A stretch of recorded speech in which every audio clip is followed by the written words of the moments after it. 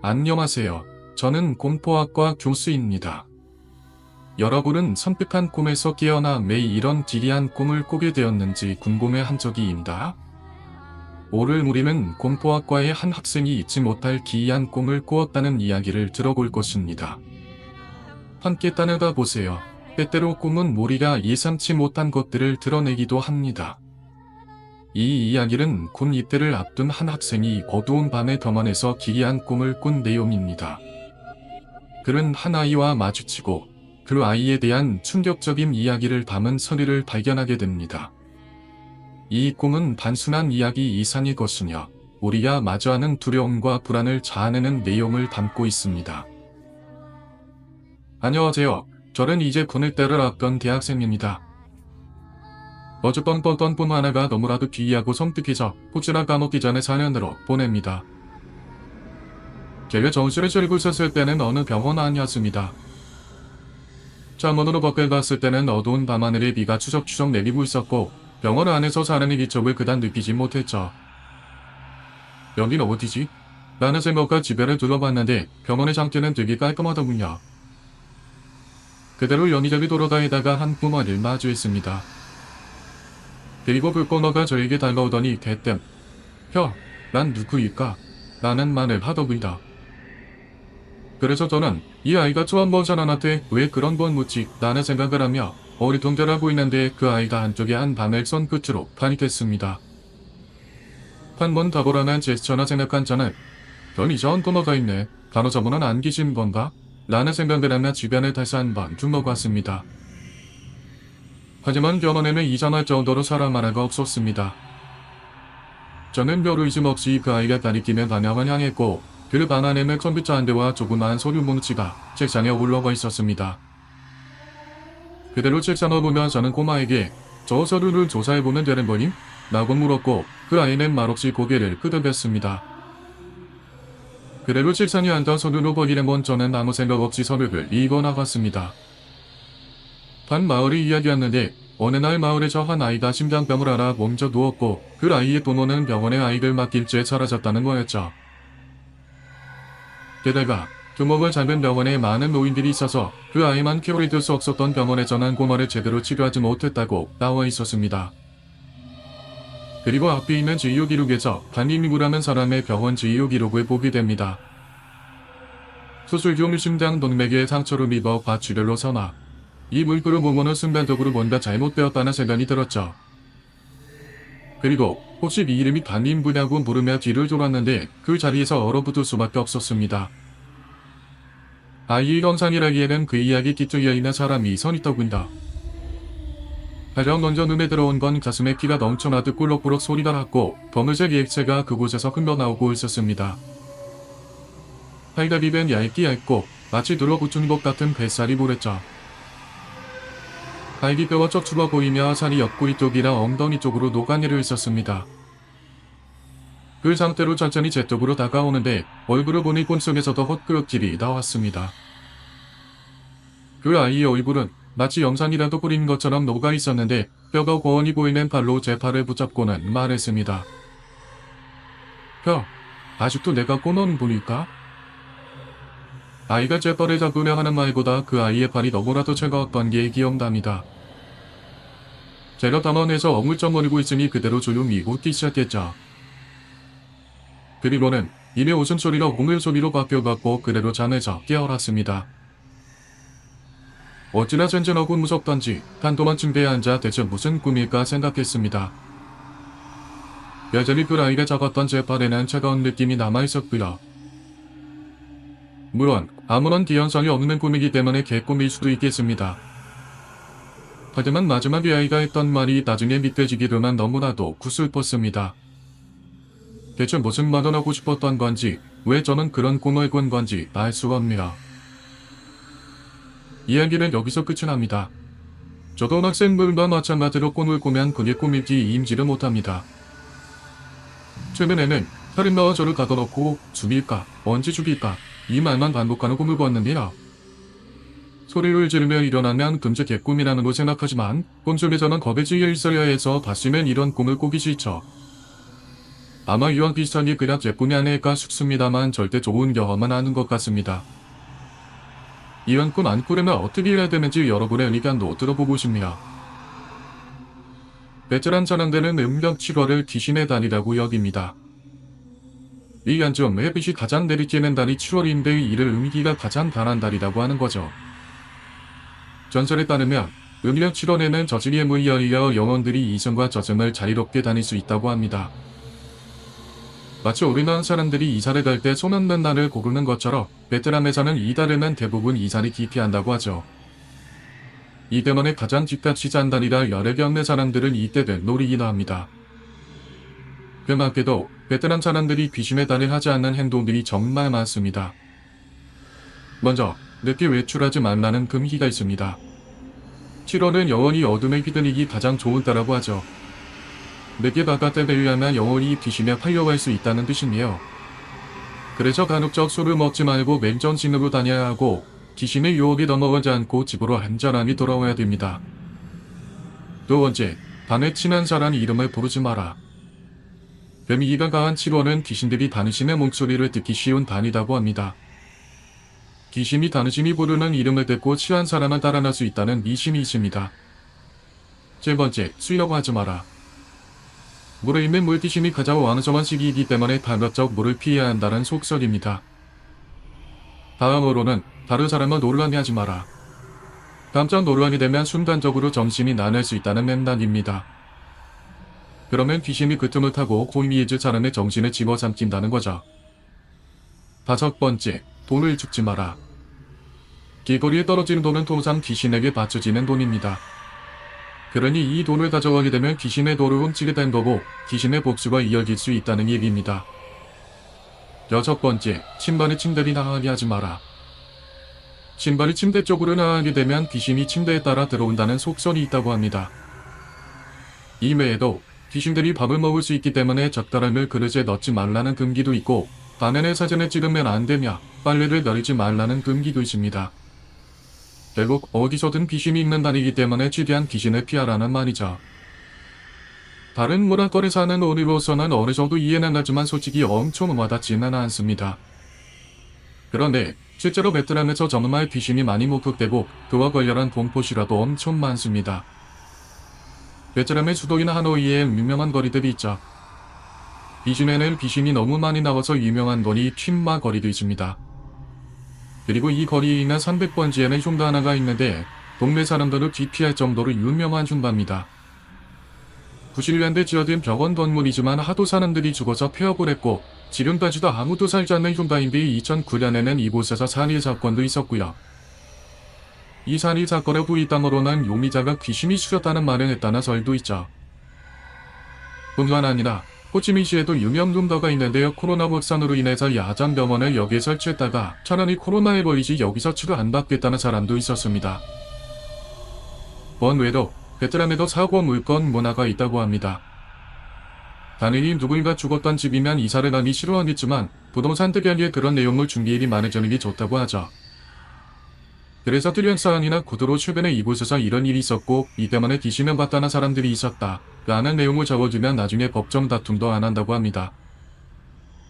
실제로 베트남에 법인을 설립한 사람이 집을 구매했다가 밤마다 나오는 귀신 때문에 시달리고 결국 부동산 업자를 찾아갑니다. 부동산 업자에게 귀신 나온다고 따지니까 자기도 알고 있었지만 굳이 말할 필요가 없다고 생각했다고 해서 법정 다툼을 했던 적도 있습니다. 이 모든 걸 종합해보면 베트남에도 귀신이 겁나 많다는 걸 알 수 있죠. 우리나라와는 달리 베트남에서는 돌아가신 조상의 영혼과 가까이 하는 문화가 있습니다. 주거지 한가운데 공동묘지가 있거나 논밭 가운데 무덤이 있기도 하고 아파트 단지마다 모재 한로가 있어 제사를 지내는 것도 쉽게 볼 수 있죠. 결국 귀신을 가까이 하는 것으로 헛개속할 수 있는데요. 굳이 그 때문에 귀신이 많은 것인지는 모르겠지만 공포 좋아하는 우리로서는 재밌는 일이죠. 안녕하세요. 저는 소돼지를 발굴하는 일을 하는 평범한 31살 남자입니다. 공포물을 좋아해서 매번 정주행을 하는데 판별리전은 나는 일이 있어서 이야기를 보냅니다. 저는 어릴 적부터 어머니를 이해할 수 없었습니다. 어머니께서는 무당을 믿으시고 판산점과 굿에 흥미가 많으셨거든요. 게다가 TV에서 무단히 나와 폄하하거나 구슬하는 프로그램을 좋아하셨습니다. 그래서인지 저는 별로 무단 같은 건 좋아하지 않았죠. 그러던 어느 날 고전이라는 영화를 보게 되었는데 몇 번이나 이 영화를 돌려보다가 어머니께 문득 무당에 대해 여쭤봤습니다. 왜 이런 거를 그리도 좋아하시는지 말이죠. 그리고 어머니께 충격적이면서도 섬뜩한 이야기를 듣게 되었습니다. 저희 어머니는 1년 7년 중에 장녀로 태어나 아주 중요한 집에서 자라셨습니다. 마을에서 제일 잘 사는 집이었고 일해주는 아저씨도 조부리야 계실 정도였죠. 그러던 어느 날 이롭게 이로와 태어난 며칠 지나지 않았을 때인데 할아버지를 잘 따르던 아저씨 한 분이 돌아가셔서 추상집에 가시게 되었습니다. 문제는 할아버지께서 막세산에 나온 막내 이모를 데리고 가신 겁니다. 다행히 할머니께서는 태어난 지 얼마 안 된 아이를 데리고 가는 건 절대 안 된다고 극고 말이셨지만 할아버지께서는 소주 한 병을 들이키고는 그냥 가셨던 겁니다. 할머니께서는 도저히 방법이 없어서 그날은 할아버지께서 집에 들어오지 못하도록 일단 대문을 굳게 걸어 잠그고 잠에 드셨죠. 하지만 그날 밤 집으로 오신 할아버지는 잠긴 대문을 보고는 그대로 담을 넘어서 집으로 들어오셨습니다. 그리고 담을 넘자마자 옆에 있던 막내 이모가 세 잔이 떠나가라 울기 시작하더래요. 놀라서 마당으로 나온 할머니께서 젖도 늘려보고 알아도 봤지만 며칠 밤낮을 우일이만 하다 합니다. 그리고 결국 숨과 함께 울음도 멈춰버렸죠. 하지만 문제는 여기서 끝이 아닙니다.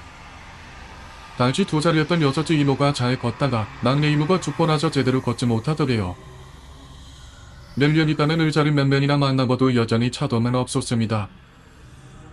그렇게 몇 년이 흘러 6살이 된 해에도 여전히 제대로 걷지 못했죠. 할아버지나 할머니는 억장이 무너졌지만 도저히 방법을 찾을 수가 없었습니다. 할머니께서는 할아버지가 어찌나 원망스러웠는지 모른다고 하시고요. 그러던 어느 날 마을 주민 중 한 명이 막신메리너 받은 젊은 무당을 한 명 소개해 주더랍니다. 뒷부러기라도 잡는 심정으로 무당을 집으로 불렀는데 무당이 대문을 넘는 순간 정확히 이렇게 말하더래요. 반나는 일씨가 바닥에 산을 주워 먹고 다니시는 보라.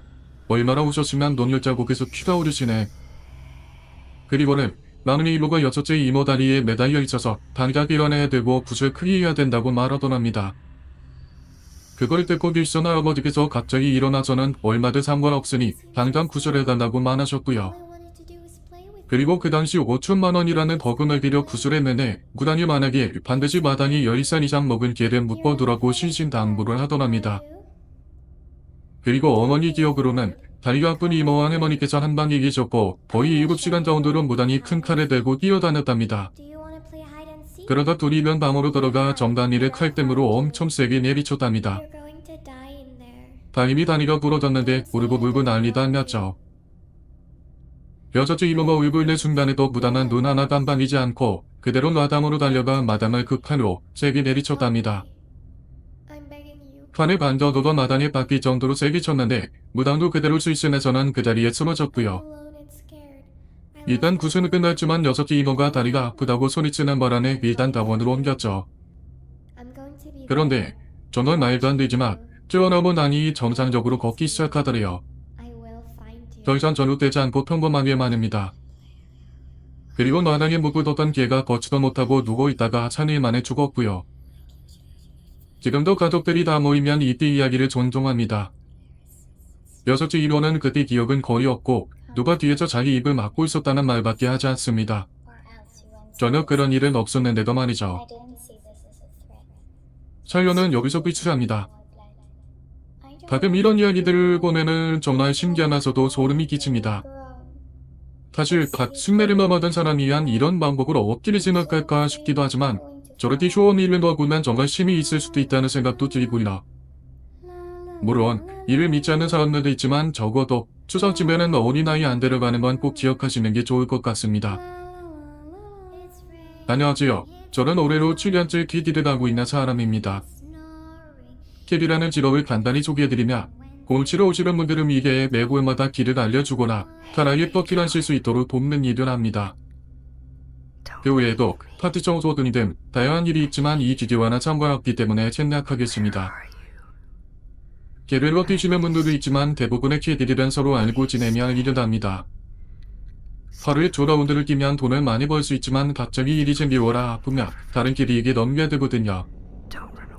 저 또한 이리저리 알고 지내는 동료들이 많은데 언젠가 지휘한 사건 하나를 듣게 됩니다. 우리나라에는 생각보다 골프장이 많고 지금도 짓고 있는 곳들이 많습니다. 길이가 가격이 싼 커브리지 수도 있고 장교로만 취급하는 골프장도 있는데 공사도 가까운 골프장에서 사람이 죽었다는 소식을 듣게 된 겁니다. 최근에도 안타까운 사고들이 있었지만 의뢰 건설 현장에서 아까운 목숨들이 사라지곤 하죠. 그 이야기를 들었을 당시만 해도 참 안타깝다는 생각이 많이 들었는데 당장 저 하나 살기도 바쁘니 그새 잊고 일이 직짐했죠. 그러다 시간이 흘러 사고가 왔던 골프장이 오픈했는데 요즘이같이 골프가 유행일 때에는 캐디가 모자랍니다. 그러다 보니 저도 이곳저곳 다닐 때가 있었는데 그 골프장으로 가게 되었습니다. 달리 그 당시에는 상관했던 골프장인지도 생각도 못하고 당장 어떻게 출근해야 될까 고민만 했었죠. 캐디들도 회식론화를 하는 곳들이 있습니다. 굳이 회식을 하는 일은 많지 않지만 조별로 회식을 할 때가 있는데 처음 출근한 거 얼마 안 있어 회식 자리를 갖게 되었습니다.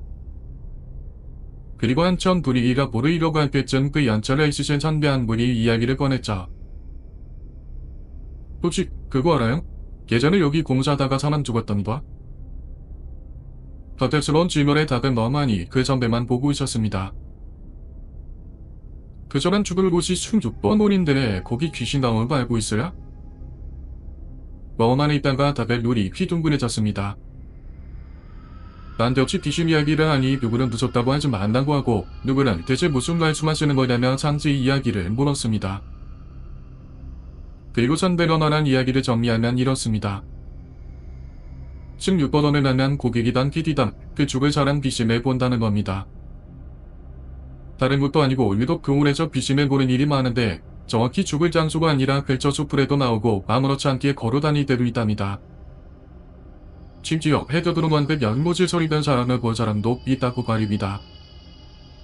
한 번은 곤이 밖으로 나갔는데 그 물자대로 숲 속으로 들어갔던 손님이 저 안에 사람 있다고 곤칠 때 조심해야겠다고 하더갑니다. 다행히 그 안에 자연이 있으리라 만무했고 쏘이기도 어려운 경사진 곳이었거든요. 손님들이 애초에 몰랐으니 귀신을 본다고 하더라도 그냥 넘어가기 쉽습니다.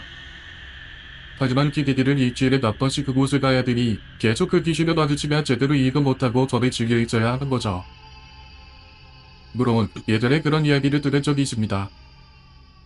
골프장이 워낙 산업하고 닦아서 만든 곳이라 살집을 건드리거나 무덤을 건드려서 귀신들이 많이 나온다는 이야기 말입니다. 하지만 제가 일하면서 그런 거 겪어본 적도 없거니와 귀신이 나온다는 말 자체가 그리 신빙성이 있게 들리지도 않았습니다. 제 두 눈으로 직접 보기 전까진 말이죠. 그날은 조 라운드를 뛰는 날이었고 아침 첫 타임이었습니다. KBB의 불문율이지만 원활한 로테이션을 위해서 첫 타임만 쳐서 9홀까지는 최대한 빠르게 진행시켜야 합니다.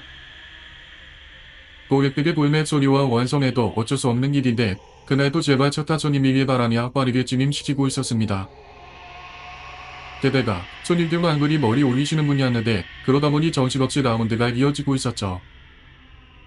라운드의 끝자를 밀고 있는 16번 홀에 왔을 때 혹시나 처음 치시는 분의 지문이 상했다. 최대한 옆에서 잘 봐드리고 있었습니다.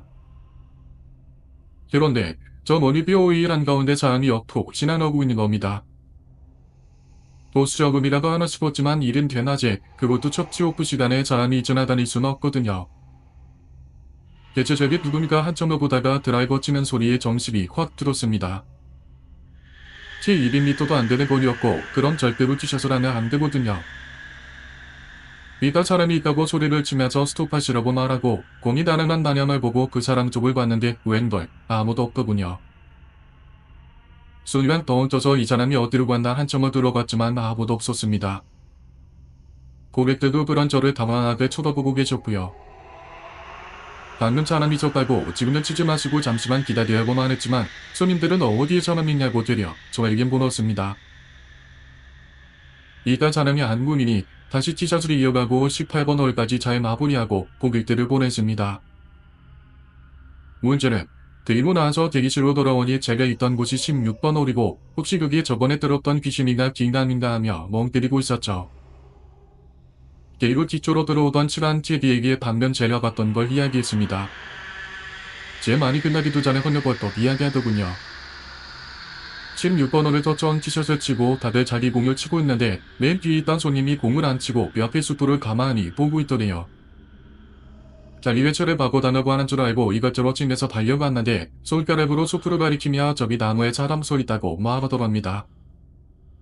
지금은 없는데 방금 전에 붉은 나뭇가지 위에 사람이 서 있었다고, 갤러리도 아니고 공사하시는 분들이 너무 위험하고 같다고 말하더래요. 아마 골프장 가보신 분들은 아시겠지만 공사하시는 분들이 잘 드러내지 않고 계십니다. 도둑이 보수다고 의뢰하려면 적어도 앞에 망을 두고 일어나시거든요.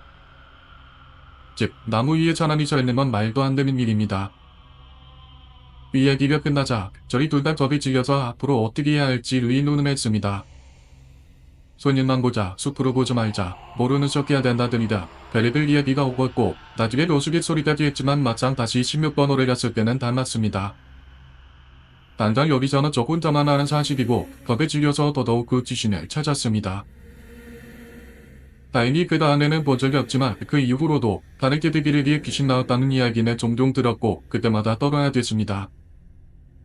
특히 마지막 주에 배치되냐 16번호일쯤에 나면 해가 서서히 지고 있는 상태라 더 무섭습니다. 지금은 골프장을 옮겨서 더 이상 그곳에 간 일은 없지만 신경 곤두세워야 되는 직업이 귀신까지 신경쓰니 하루가 멀다고 야리어갔던 게 기억납니다. 한편으로는 도사하기도 하지만 너무 무서웠던 걸 생각하냐 그 마음도 가시네요. 이야기는 여기서 끝이 납니다. 요새 젊은 분들 사이에서도 골프 유행이 불어서 많이들 나가신다고 하더라고요.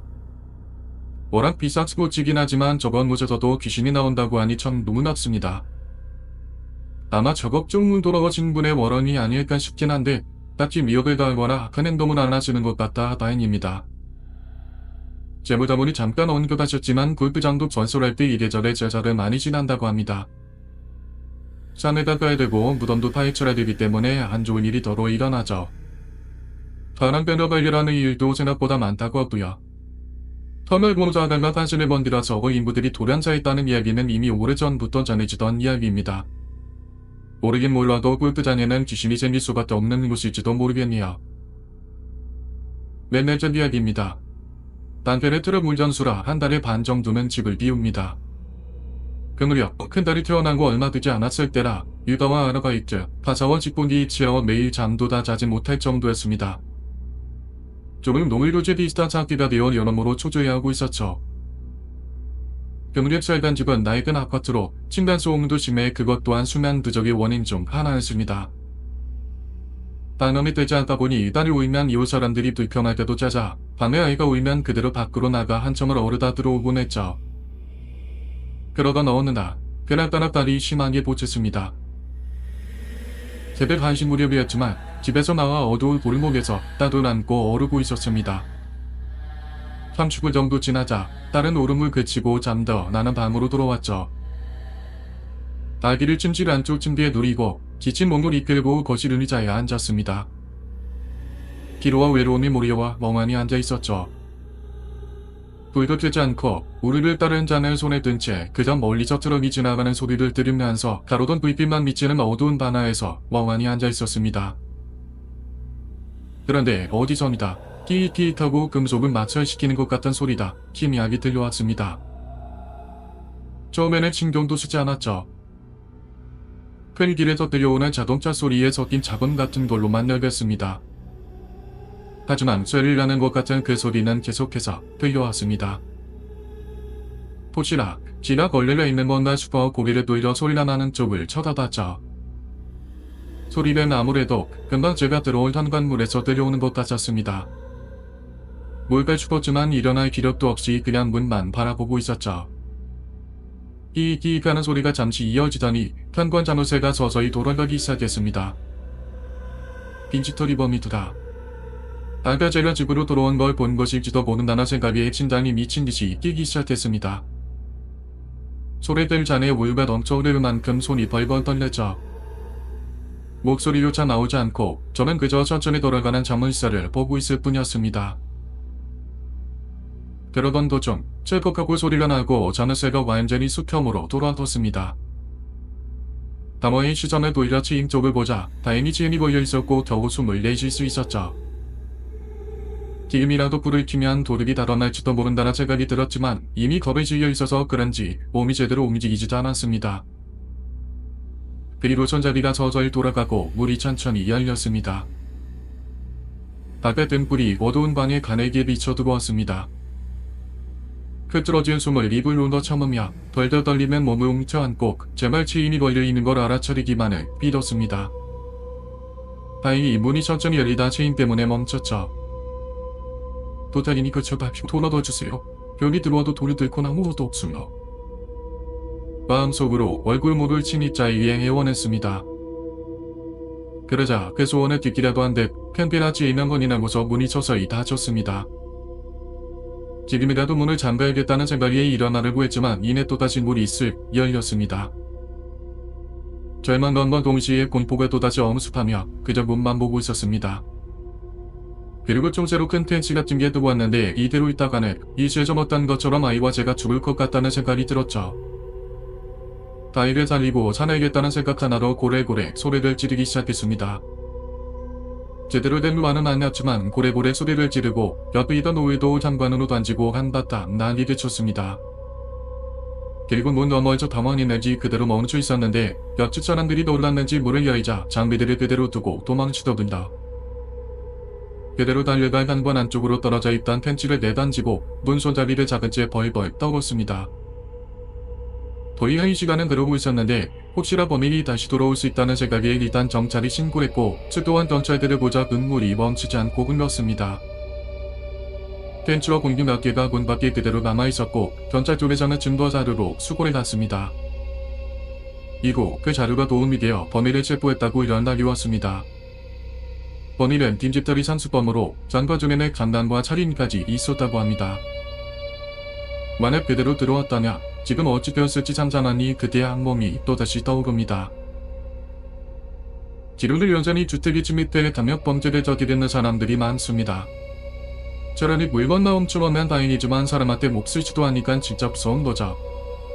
보통 뉴스로만 보던 것들이기 때문에 그리 와닿지 않을 수는 있겠지만 실제로 이야기처럼 저런 일을 눈앞에서 겪으면 몸도 움직이기 힘들다고 합니다.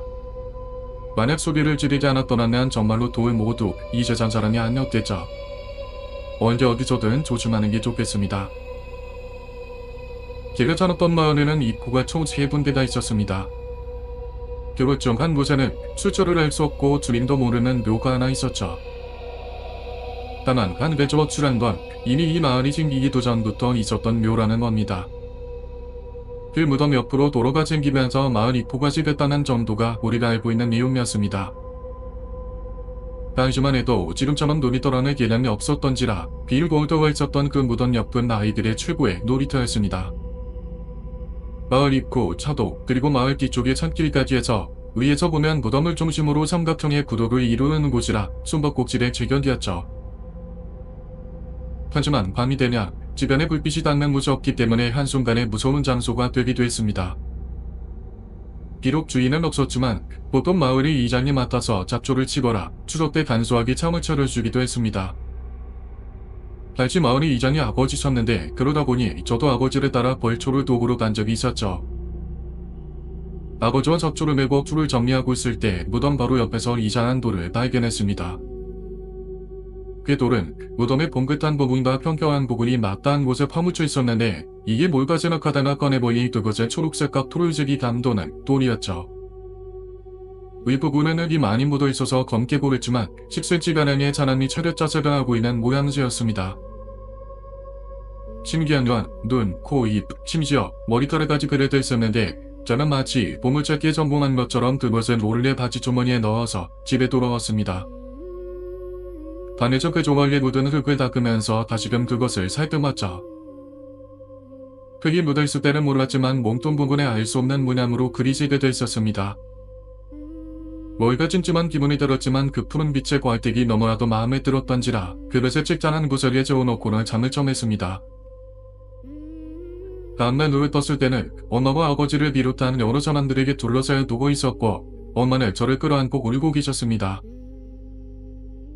그런 저를 향해 치렁치렁한 옷을 입고 밤온이 많이 다닌 막대려는 사람이 와서는 포토 못 쳤습니다. 함부로 무덤에 있는 것들을 가져오면 큰일 난다. 괴로들은 전부 무덤의 것이니까 잘못하면 너도 같이 끌려간단 말이다. 그 무덤은 그대로 내버려두면 아무 탈이 없었을 거지만 네가 속 숨어져주는 바람에 이 사단이 났다. 저기 물건을 되찾으려고 네 몸을 쓰였다 이 말이다 이도사. 너무 이런 일이 있으면 혼낼 줄 알아라. 그렇게 전류 분계를 간 뒤 무당 아줌마는 자기 집으로 돌아갔습니다. 저는 간밤에 제가 무엇을 했는지는 모르겠습니다. 다만 예전에 담겨있는 동의배를 통해 내가 간에 무엇을 했다는 사실과 그것이 내가 가져온 괴석성 때문이었다는 것은 알 수 있었죠.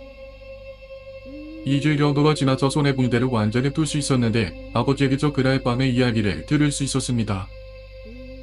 밤중에 물을 마시러 부엌으로 가던 아버지는 제가 품에 무언가를 안고서 집을 나서는 걸 보십니다.